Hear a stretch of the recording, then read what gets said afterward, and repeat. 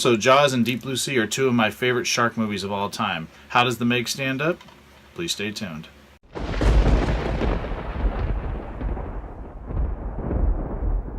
Greetings, fellow Fright Fiends. It's your buddy Boogeyman Ben here for a new episode of Boogeyman Ben's Horror Zone, and this is the long-awaited review of The Meg. This is a film that I was so anticipating this summer, easily the most anticipated movies of the year.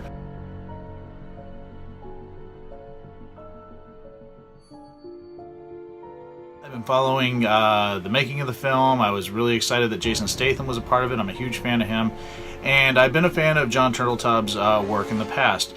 I love really good shark films. Like I said, I mentioned Deep Blue Sea and Jaws, two of my favorite shark films of all time. I also love The Shallows, and I was a fan of 47 Meters Down. I thought that film was actually really well done. The Meg looked like it was going to be a really fun time at the movies this summer. It gave me a lot of vibes of Piranha 3D that came out 8 years ago. I had a blast with that film. And I'm really paranoid about the ocean. I really don't like going in the ocean. I respect sharks, and I realize that they are creatures, and I don't like to see them harmed or anything like that. But I'm really scared of going into a surface of water where I can't see what's underneath me. And the posters and the trailers and everything for this film just made it look fantastic.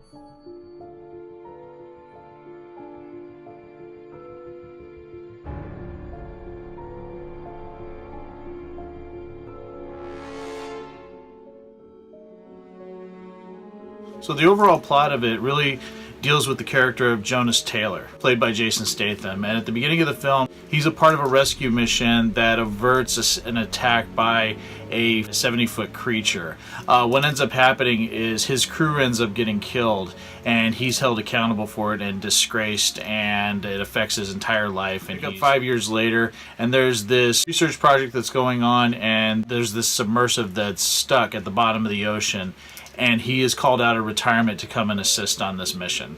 Along with Jason Statham, you also have B.B. Lynn, Ruby Rose, Cliff Curtis, and Rainn Wilson. Screenplay by Dean Georgaris, John Hober, and Eric Hober, and it's based on the novel by Steve Alten, directed by Jon Turteltaub. So my thoughts on The Meg.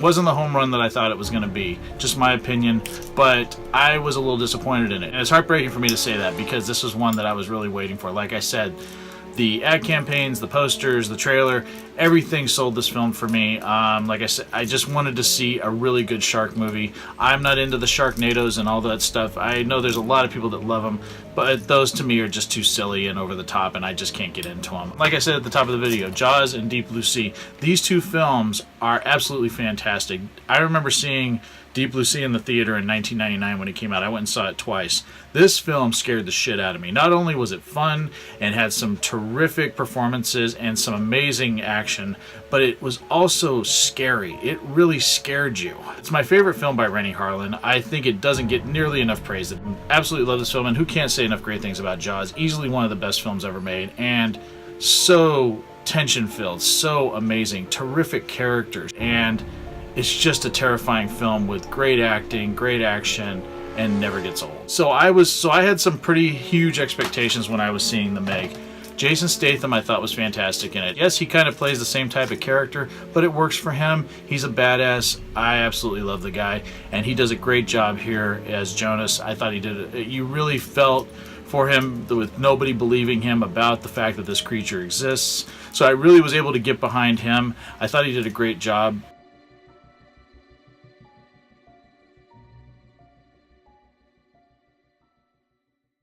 Also, there's a young actress in this, and I can't remember her name, so I'll put it down below. Fantastic. Her and Statham have some terrific scenes together, and she's just a very charismatic little actress.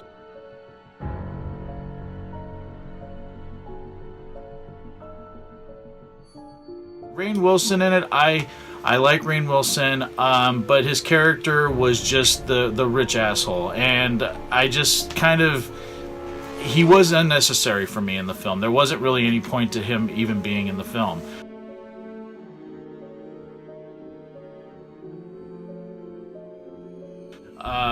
Ruby Rose is gorgeous, and she did a great job in it. I really liked her character.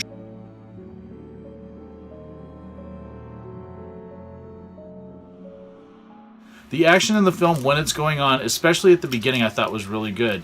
The tension for me was when the submersive is stuck below the ocean and Statham has to go down there and retrieve it. That, I think, was really great. What's the problem for me is that that part of the story, I think, should have been stretched out to be a little bit longer.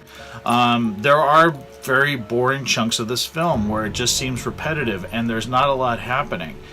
And the thing that really pissed me off about the film is that it's not scary. There's some moments at the beginning, like I said, when they're stuck below the ocean, it's terrific.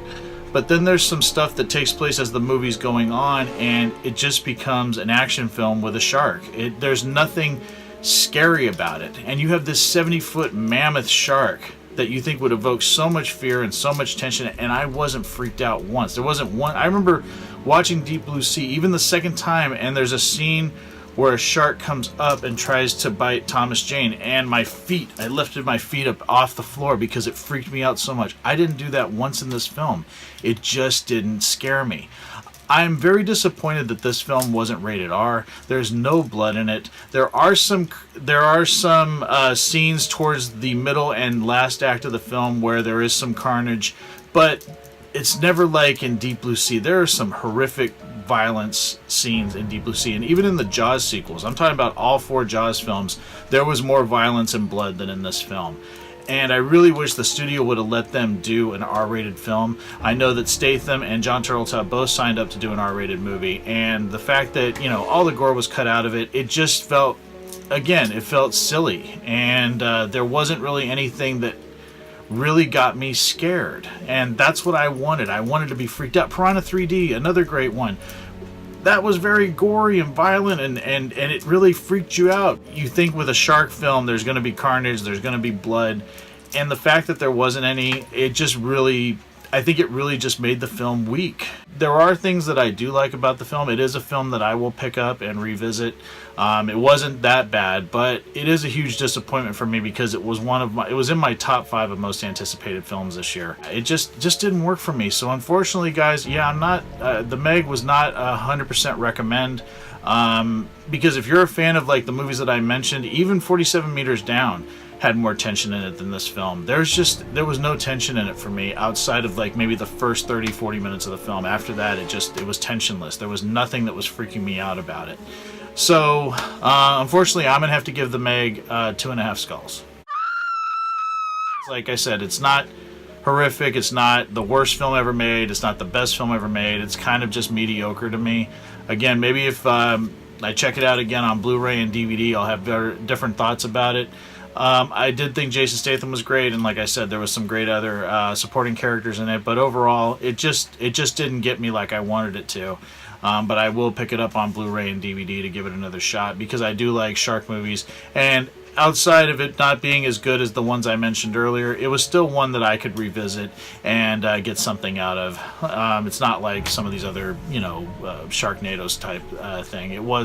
There were some good parts to it. I just wish there would have been a little bit more. So that is my review of The Meg. I'm curious what everyone else thinks about this film. If you guys have seen it, please leave your thoughts in the comment section below. Would love to hear from everyone. And as always, thanks so much for watching Boogeyman Ben's Horror Zone, and I'll talk to you guys later. Take it easy, stay scared as always.